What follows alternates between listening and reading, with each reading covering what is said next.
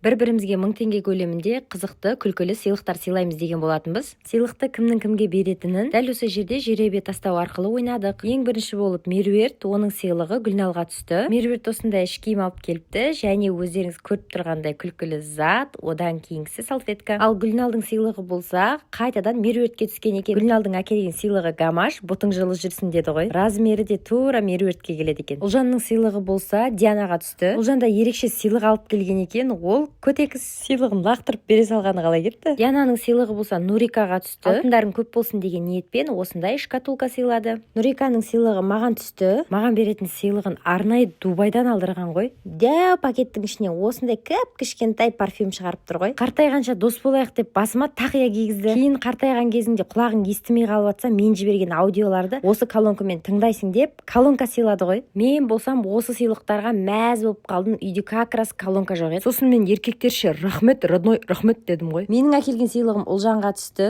Ең ерекше, ең күлкілі деген заттарды теріп әкелдім. Ұлжан болса сыйлығын алғысы келіп өліп бара жатыр. Бершей болай деді ғой мына жерде. Құлағың тазалап жүресің деп ухачистка алып келдім. Тісіңді де тазалап жүресің деп зубочистканы да қосып алып келдім. Бір жеріңді сүртуге керек болады деп бумага алып келдім. Қолтығың сасымай жүрсін деп қолтыққа жағатын дезодорантты да қостым. Мына жерде қыздардың күлкісін айта алмадым бар ғой. Келесі әкелген затым, басың биттеп кетсе бейтарақпен тарайсың дедім. Ал Ұлжан болса көзінен жас шыққанша күліп жатыр ғой. Соңғы әкелген затым, үстіңнің кірін кір сабынмен жуасың дедім. Ал Ұлжан болса бүткіл қостабарды жинап алып отыр. Айтпақшы достар, шашымды жіберген едім, масқара түрім деген Лұқпан жолдасып қақсап қалдым. Ал достар, видеолар ұнаған болса парақшама тіркеліп, лайк басып, комментарий қалдырып кетіңіздер. Всем пока.